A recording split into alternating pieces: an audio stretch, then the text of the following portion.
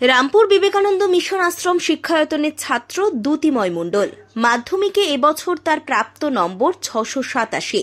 মেধা তালিকায় সম্ভাব্য নবম স্থান অর্জন করেছে সে। আগামী দিনে চিকিৎসক হতে চায়।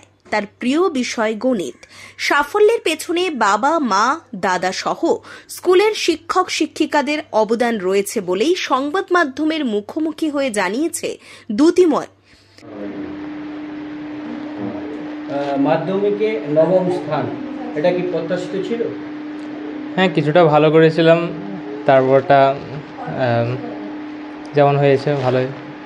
কি অনুভূতি হচ্ছে? স্বাভাবিকভাবে ভালোই অনুভূতি হবে এরকম রেজাল্টে।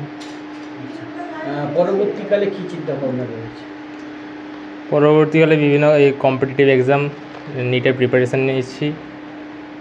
আশা করি পরবর্তীকালে ভালো করতে পারবো।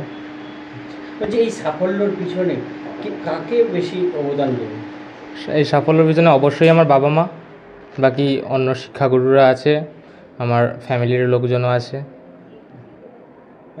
প্রথম যখন শুনলে খবর টিভির মাধ্যমে, সেই সময় কি অনুভূতি হয়েছিল? ভালোই অনুভূতি হয়েছিল, কারণ এই রেজাল্টে অবশ্যই ভালোই অনুভূতি হবে।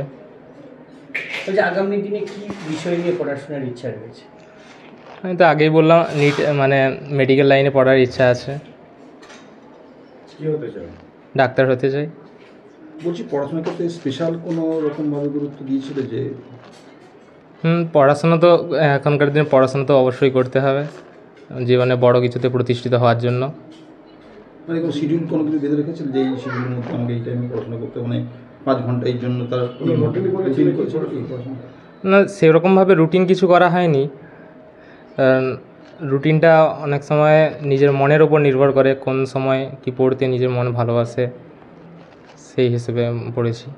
বিবেকানন্দ মিশন আশ্রমে পড়াশোনা করে এই ফলাফল, সেক্ষেত্রে স্কুলের কতটা সাহায্য পেয়েছিলেন? স্কুলের স্যারেরা তো অবশ্যই সাহায্য করেছেন।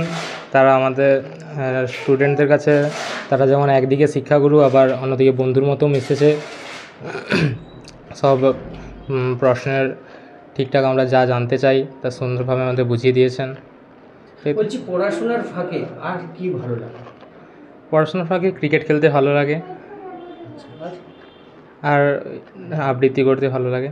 বলছি, বর্তমান সময়ে তোমাদের মতো ছাত্রছাত্রীরা যখন মোবাইল নিয়ে ব্যস্ত, এই মোবাইলটা ছাত্রছাত্রীদের কাছে কতটা সুফল বা কুফল বলে মনে হয়? মোবাইলটা হচ্ছে একটা আজকালের দিনে একটা গুরুত্বপূর্ণ একটা অঙ্গ হয়ে গেছে, কারণ সেখানে আমরা পড়ার অনেক কিছু যেগুলো বাইরে থেকে জানতে পারি না সেগুলো জানতে পারি, কিন্তু সেটাকে খারাপ দিকে ব্যবহার করাটা ঠিক নয়। কারণ সেটাকে যদি ভালোভাবে ব্যবহার করা যায় তাহলে সেটা পড়ার ক্ষেত্রে অনেক সুবিধা দিতে পারে। তার এমন সাফল্যে খুশি পরিবার সহ এলাকার মানুষ, স্কুলের শিক্ষক শিক্ষিকা থেকে সহপাঠীরা।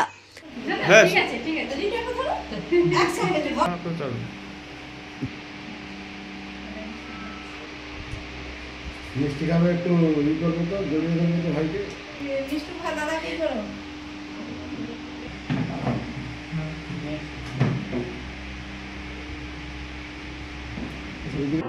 অনুভূতিটা তো সত্যি সেটা প্রকাশ করার ইয়েতে নেই, সত্যি খুব ভালো লাগছে। তবে আমরা আরেকটু আশা হয়তো করেছিলাম, কারণ ছোট্ট থেকে যেভাবে আমার ছেলেটা লড়াই করে করছে, তো তবুও যে রেজাল্টটা করেছে আমরা খুবই আনন্দিত, খুবই আমরা মানে ভালো লেগেছে আমাদের, শুধু আমাদের নয় প্রত্যেকেরই, মানে আমার ছেলের বাবা বা ওর দাদার।